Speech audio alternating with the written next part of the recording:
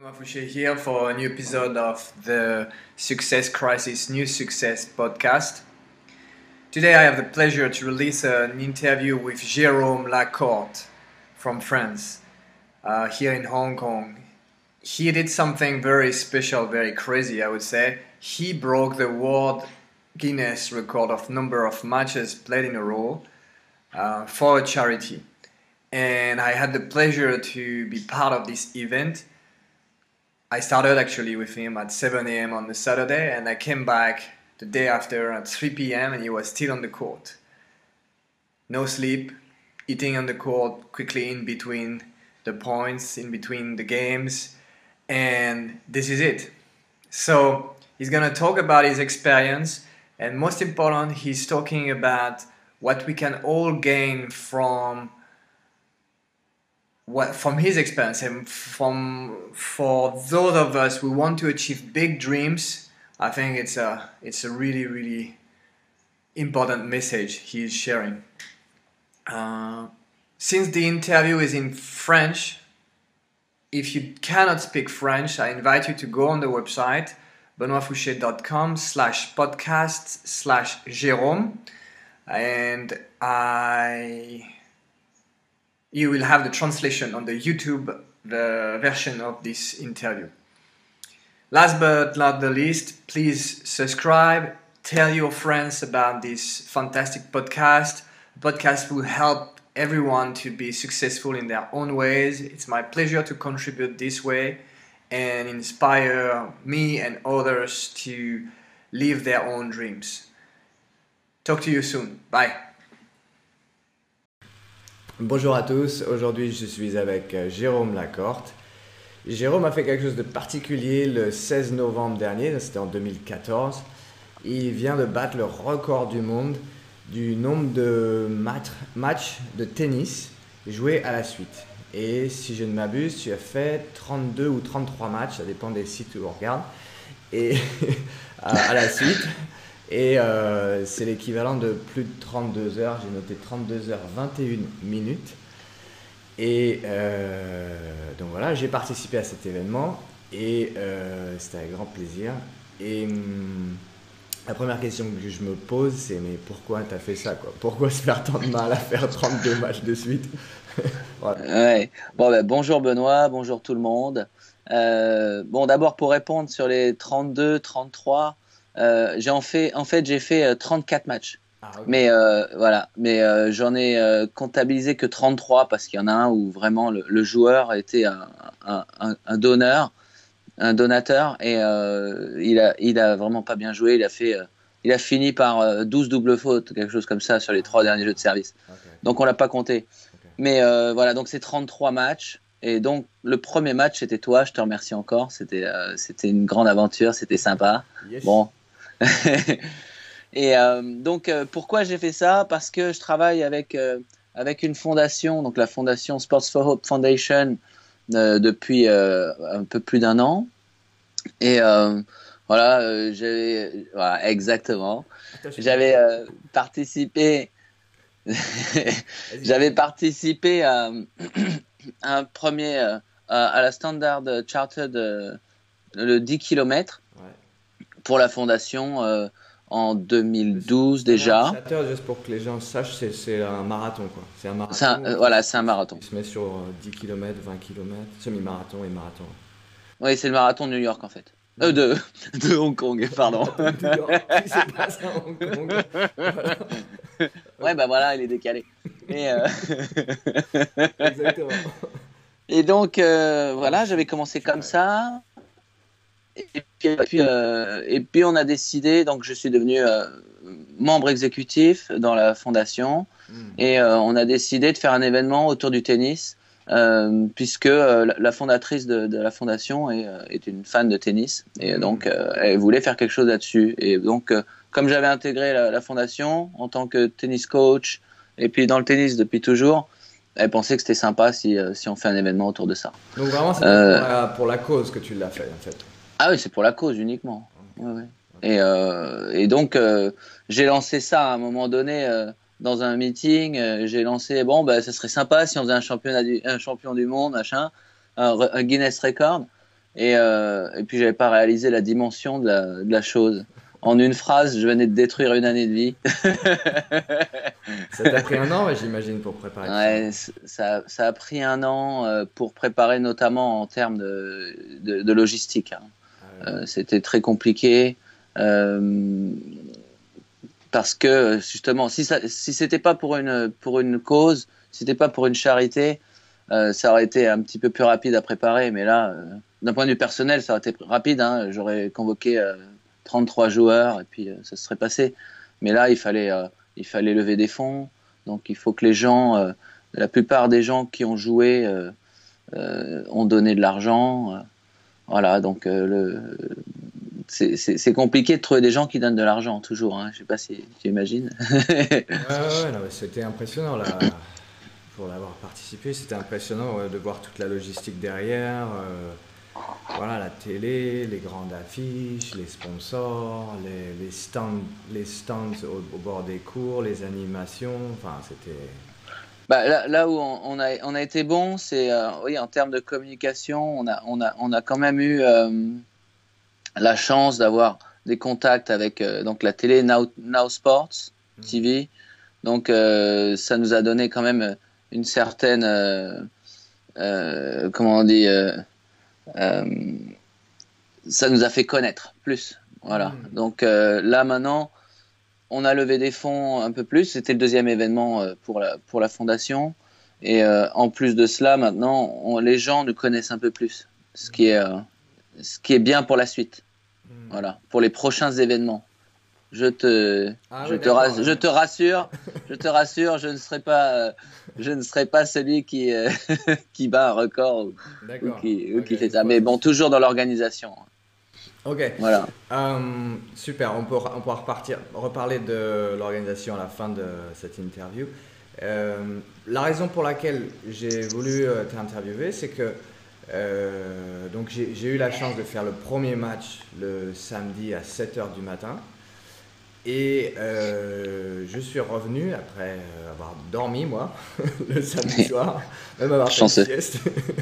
Et je suis revenu le lendemain, donc le dimanche à 3h de l'après-midi. Et je te vois, et je me suis dit dans quel état je vais le retrouver, quoi. Et je suis arrivé sur le terrain, tu jouais contre Paradorn Srichapan, qui a été dans les 10 meilleurs mondiaux. Et là, je te voyais courir dans tous les sens, super relâché. Et je me suis dit, il est dans le flow là. Là, il est vraiment dans le flow. Ce que j'appelle dans le flow, c'est-à-dire relâché, qui sent le jeu, qui se pose pas de questions, qui est là, qui s'éclate et ouais, qui fait le coup juste au bon moment. Et je me suis dit, oh, c'est top ça. Ça, faut vraiment. Si je peux capter cet instant et lui poser des questions, ça serait vraiment super. Donc est-ce que tu as ressenti ça ou qu'est-ce que tu as ressenti par rapport à ça?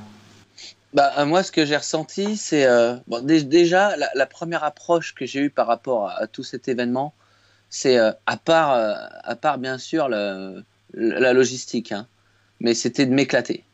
Parce que la logistique, tu t'éclates pas, hein, vraiment, c'est dur. Mais sur le tennis, j'avais décidé de faire juste d'avoir une longue partie de plaisir.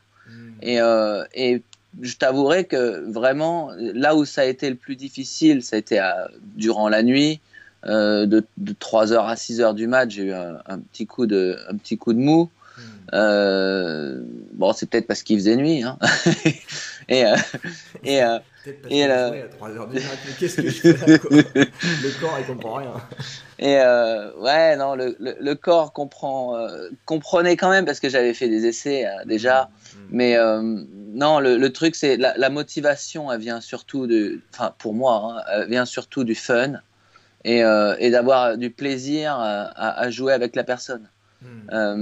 J'ai eu quelques joueurs qui n'étaient pas dans l'esprit et qui m'ont apporté des ondes négatives. Et très sincèrement, ceux-là, j'étais crevé, quoi. Ouais. Okay. Et ouais, un mec, tu vois, qui vient à 4h du mat, qui te fait des amortis parce qu'il veut gagner son match, ou qui te dit, ouais, enfin bon, voilà, qui est là pour gagner, quoi. Et tu te dis, bon, il n'a pas compris l'esprit, moi, je vais faire mon jeu, je vais essayer de m'éclater, mais tu t'éclates moins. Et donc du coup, c'est plus difficile, et puis ton corps fatigue plus. C'est intéressant ça de noter ça. Ouais. Et notamment, non, c'est vrai que la notion de plaisir, pour moi, elle a tout changé. Et, bon, après, le matin, ça allait mieux. J'ai joué contre deux super gars au petit matin, un Français qui a un bon jeu, bon, qui n'a pas été international, mais qui est super. Tu vois, le mec, il allait de l'autre côté pour ramasser les balles à ma place, tu vois. Il venait de mon côté. Donc là, tu vois, cet esprit-là, hop, ça m'a relancé un peu plus. Et puis au petit matin, j'ai joué contre Marc Silva, qui était ancien 300e mondial, 360e mondial. Et super esprit aussi. Et puis tous ceux qui ont suivi, bon esprit. Et puis Dimitri Laurin, que tu connais, qui a été 300e mondial. Lui aussi, il a eu un esprit super, tu vois. Il m'a explosé, mais il m'a explosé franchement, tu vois, avec des balles, attaquées au bon moment, avec un vrai jeu, tu vois, pas en cherchant à me faire mal psychologiquement avec des amortis pourris. Ou tu vois, en jouant vraiment son jeu. Et puis j'ai pris vraiment beaucoup de plaisir avec lui. Et il m'a encore plus relancé, tu vois. Et j'allais de mieux en mieux au fil des matchs sur la fin. Et pour tout te dire, à la fin, je crois que je pouvais encore enchaîner quand même quelques heures. Si les mecs sont cool, ouais. Après, si je tombe contre un vilain, là, ça serait redescendu, j'en suis sûr. Donc c'est vraiment l'énergie positive, le fun qui t'a porté et qui t'a fait te mettre dans l'état dont je parlais au début, quoi. Ouais. C'est le ressenti que j'ai. Hein. Et après, en termes de relâchement, tu parlais. Le truc, c'est que vers début de la nuit, donc ça a commencé assez tôt, j'avais un peu mal à l'épaule. Et puis j'avais eu quelques matchs difficiles quand même le samedi. J'avais quand même eu quelques matchs un peu costauds. Genre à la 10e heure. genre à la 10e même. Heure, ça commençait à tirer un peu là l'épaule. Non, c'est pas que ça tirait un peu, c'est que non, j'ai eu beaucoup de joueurs qui étaient. J'ai eu 11 joueurs qui, comme toi, ont été ATP ou WTA. Donc les frappes sont pas, c'est pas trop soft quoi, enfin pas complètement. Et donc du coup, forcément au niveau de la nuque, tu vois, t'as les chocs à force, ça fait 15 heures que tu tapes, t'as des chocs dans la nuque. Donc du coup, ça m'a un peu détraqué, le cou et l'épaule. Et donc du coup, j'ai cherché à jouer relax. Et l'idée, ça a été de changer ma forme de service, notamment. J'ai été obligé de m'adapter avec un mouvement beaucoup plus relâché. Et si j'avais pas fait ça, je crois que là, j'aurais vraiment eu des problèmes à l'épaule par la suite aussi. Et puis j'aurais vraiment eu moins de sourire sur le terrain. C'est marrant, hein. Donc là, la sensation que j'ai, c'est vraiment qu'il y a ces deux éléments, l'élément fun, plaisir, et l'élément relax, essayer de te relax, qui est venu par le fait que tu sentais de la tension. Mais ces deux éléments reliés, hop, a fait que ça t'a porté, et ça t'a permis de continuer dedans et dedans et dedans et autant de temps. Ouais, non, et puis les jambes, j'ai jamais eu mal aux jambes. Wow. Ouais, j'ai jamais eu mal aux jambes, mais bon, je m'entraîne depuis toute ma vie, hein, comme toi, on est des gars qui s'entraînent. Moi, je suis plus dans l'endurance depuis toujours. J'ai toujours aimé courir. Donc, je suis un peu comme un gamin, mi-doggy, tu vois, mi-chien, un peu. J'aime courir après les babales et donc. Tu m'avais dit là en aparté, tu m'avais dit que t'avais jamais douté que t'allais réussir à faire le truc physiquement, quoi. Bah ça c'est une notion importante à aborder parce que si à un moment donné j'avais douté, je me serais même pas présenté parce que là, comme je te disais, il y a la logistique. Et la logistique a pris tellement de temps, tellement d'efforts qu'à la fin, si au départ je pense que je peux pas le faire, je m'aventure pas, c'est trop de travail. Et puis il y avait la responsabilité aussi par rapport aux gens qui sont là pour donner de l'argent à la fondation. Donc tu peux pas leur dire tu vas donner de l'argent et puis on va pas confirmer tout ça quoi. Donc c'est une pression mais que j'ai jamais réellement eu en fait parce que je me suis dit je peux le faire. Et puis j'avais fait des essais aussi. Mon premier essai en juillet, j'avais fait 14 heures. Et pour être honnête, ça a été le pire. Parce que même si j'avais pas passé la nuit sur le terrain, j'avais commencé très tôt le matin et fini le soir. Mais je m'étais crispé un peu trop. Et je me suis rendu compte que j'avais des crampes qui commençaient pas des crampes, mais j'ai eu très mal à la main le lendemain à jouer 14 heures de match. Et en fait, ça m'a donné une bonne leçon et j'ai relâché ma main sur tout le reste. J'ai pas du tout eu ce problème-là sur le deuxième essai qui était 22 heures.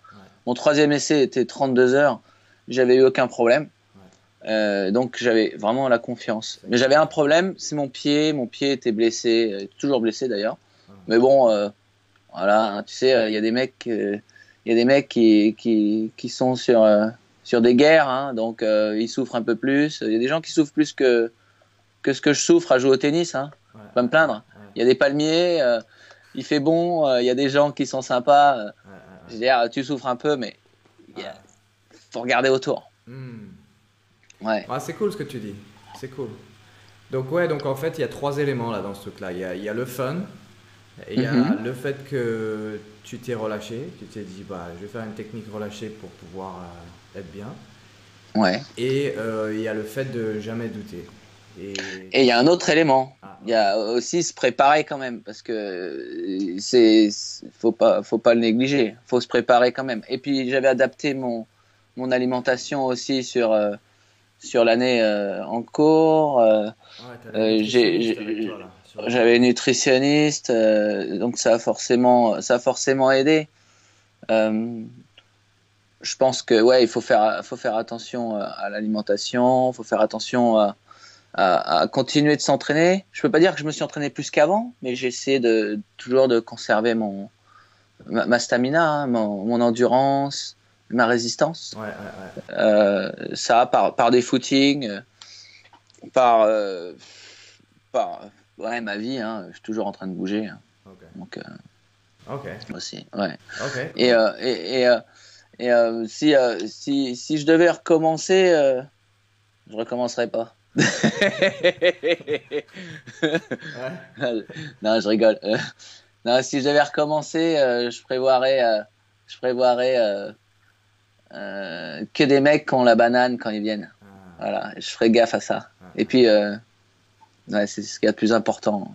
Très sincèrement. Hein. Je comprends. Mais tu sais, j'avais lu une étude aussi par rapport aux joueurs ATP. Il y a un mec qui avait fait une interview auprès des 100 meilleurs joueurs mondiaux. Et tu as 80%, enfin, femmes et hommes confondus, il y a 80% des joueurs, quand on leur pose la question, est-ce que vous pouvez donner un conseil à un joueur lambda pour progresser? Have fun. Voilà, éclatez-vous. Voilà, ça c'est la réponse que 80% des joueurs ont donnée quand même. C'est signifiant. Donc, je pense que c'est le bon esprit à avoir hein, dans tout ce que tu fais. Génial. Je me disais aussi, là, comme tu as quand même poussé tes limites, enfin, j'imagine. En t'écoutant, je me suis demandé si tu les as poussés ou pas. Oui, en quelque sorte. Peut-être que tu les as plus poussés dans la logistique, apparemment. Oui. Je suis plus un joueur qu'un organisateur. Non, je me disais, qu'est-ce que tu as à dire par rapport au fait de pousser ses limites, quoi. C'est une chose intéressante. Après c'est derrière.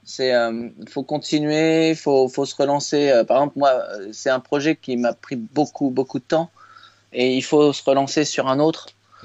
Faut pas trop attendre parce que sinon la dépression va s'installer. Faut le dire. C'est une logique. Je le savais. Et ça a été tout de suite j'ai enchaîné sur un autre projet parce que je sais qu'après quand même une année où tu es toujours en recherche de performance par rapport à tout ce que tu fais, l'organisation, tout. Une fois que tu as acquis la chose, c'est le vide. Donc là, c'est Voilà. un projet pareil sportif que tu as ou c'est Projet sportif, oui. Ben, là, on réfléchit avec la fondation. On est en train de voir si on peut faire un événement en septembre prochain, mais ce sera avec de la boxe. Okay. Mais voilà. Et donc, si on fait pas celui-ci, puisque bon, après, il y a encore en termes de faisabilité, combien ça nous ramène à la sortie, parce que il y a toujours le problème de faut qu'on dépense le moins possible pour ramener le plus possible pour la fondation. Donc, on va voir si la marge entre les deux, les dépenses et ce qu'on va ramener vaut le coup, et on le fera. Voilà. Si quelqu'un avait à se lancer dans un projet, un projet de barjo comme le tien, que ce soit un truc de battre un record du monde ou autre chose, est-ce que tu as un conseil à donner, ou c'est toujours le have fun? Conseils à donner, ouais, les conseils à donner, c'est préparez-vous ou prépare-toi bien à l'avance. C'est pas la vérité, c'est que c'est pas en une année que physiquement j'ai pu me préparer à ça. Ou alors mes jambes auraient peut-être pas suivi de la sorte. Et puis prépare-toi, et puis vraiment fais quelque chose qui te plaît, parce que au bout du compte, si tu fais quelque chose forcé, ça va être 10 fois plus difficile. Ça veut pas dire que tu vas pas y arriver, mais voilà, pour ce genre d'événement. Et puis il faut pas le faire que pour soi, quoi. Si j'avais décidé de battre un record du monde pour moi-même, je crois que je sais même pas si j'aurais même pas essayé. Je serais même pas arrivé au bout, j'en sais rien. Je serais dit, t'as été porté aussi par ça. À quoi bon, quoi? À quoi bon faire une chose pareille? Non, là où je suis fier de mon truc, c'est en termes de préparation, tu vois. J'avais pu faire mes essais et vraiment maîtriser la chose, en fait. Et c'est pour ça que ça pourrait sembler moins d'effort. C'est comme un guitariste, tu vois, tu dis, waouh, il fait de l'improvisation, il est incroyable sur scène, mais il improvise jamais, quoi. Faut pas y croire. Le mec, il a travaillé, sinon il peut jamais te sortir ça. Et ben c'est pareil là, il y a pas d'impro. Si ça paraît facile, et ça peut paraître facile parce que j'ai pas eu mal aux jambes, je me suis un peu mal à l'épaule, les gens m'ont vu avec le sourire, l'impression c'est qu'il y a du fun et que c'est simple. C'est parce que en amont il fallait bosser, quoi. Voilà. Ouais. Quand c'est facile, tu sais, tu connais le truc, hein, tu pleures à l'entraîneau, tu rigoles en match. Hein. Ouais. Voilà. Donc, le conseil que je peux donner, c'est entraînez-vous bien, et puis gardez à l'esprit qu'il faut se faire plaisir dans la vie. La vie est trop courte. Génial. Ouais. Bon, les gars, ça va se lancer dans tous les sens, là. Il faut battre 33, hein, faut battre 33 matchs. Ouais, non, et là où je disais, j'ai oublié de finir ma phrase, là où j'étais content dans cette préparation, et c'est pour ça aussi que ça peut paraître, tu vois, que ça coule, c'est que quand j'ai programmé 32h30 dans ma tête, et pour les caméras télé, parce que tu sais, il y avait le direct et tout. Okay. Et j'avais quand même une petite pression temporelle. Et en définitive, mes calculs étaient justes, et ça, c'est drôle. Parce que j'ai prévu 32h30 pour 33 matchs. Et en fait, j'ai fait 34 matchs en 32h21. Donc ça, c'est drôle. À la fin, j'ai vu, incroyable, j'ai fini à l'heure et tout. C'est une montre suisse, quoi. Ouais, voilà, je me demande pourquoi ils m'ont pas embauché en Suisse dernièrement. Effectivement, ouais. Putain, le Rolex ou peu importe aurait pu m'appeler et dire incroyable. Vous êtes toujours à l'heure. Ça va tomber. Vous êtes toujours à l'heure. Exactement. Bon, c'est top. Si à propos de la fondation, donc tu peux nous dire deux mots sur la fondation, et comment faire pour la joindre, ou comment faire pour On a un site internet. Donc, la fondation, le site internet, c'est www.sportsforhopefoundation.org.hk. C'est compliqué, hein. Je vais t'envoyer ça. Voilà, exactement. Le but, c'est quoi déjà? Et le but, c'est de lever des fonds pour mettre en place des programmes pour les jeunes qui n'ont pas d'argent pour faire du sport et mettre en place des programmes scolaires. Donc, par ces programmes scolaires, on fait travailler des anciens athlètes de haut niveau qui coachent sur un programme de 2 ans et pour une réhabilitation en termes de travail, parce que souvent ils sont un peu perdus, les anciens olympiques. On travaille avec le comité olympique hongkongais et on travaille avec le Sports Institute, qui est l'équivalent de l'INSEP, et également avec l'université chinoise de Hong Kong, CUHK. Et donc on aide. C'est pas forcément la recherche d'élite, mais c'est plus transmettre des valeurs par rapport au sport, par le sport, pardon, et toutes les valeurs du sport, la persévérance, etc. En fait, tout ce qui représentait l'événement aussi qu'on a fait, et le premier événement également. Voilà, tout le monde peut arriver à faire une chose, tout le monde peut y arriver, quoi. Génial. Voilà. Génial. Ouais, c'est super valeur. Et puis c'est des valeurs qui à la fois en plus aident les anciens sportifs et puis les jeunes. Donc, voilà, exactement. Ça, c'est uniquement les jeunes hongkongais, j'imagine. C'est pour les Hongkongais, absolument. C'est une fondation locale. Cool. Et voilà. Et donc dernièrement, on fait une petite, on participe aussi avec Hong Kong Tennis Association. Là, on leur fait on les aide financièrement aussi avec un programme là, ça va être, on participe à un programme de recherche de talent. Pour que, c'est plus eux qui le font, hein, c'est eux qui le font, hein. Mais voilà, on participe financièrement avec les fonds qu'on a levés pendant l'événement. Voilà. Bon, super. Merci Jérôme pour ton temps. C'était top. Merci à toi. Et puis voilà, c'est tout, quoi. Eh ben, écoute, moi je vais aller faire un petit hike. Il fait beau, on est à Hong Kong, et voilà, une petite randonnée. Et on se revoit bientôt. Et puis super. Bonne continuation à tout le monde. Bonne continuation à toi. Et à bientôt. Génial.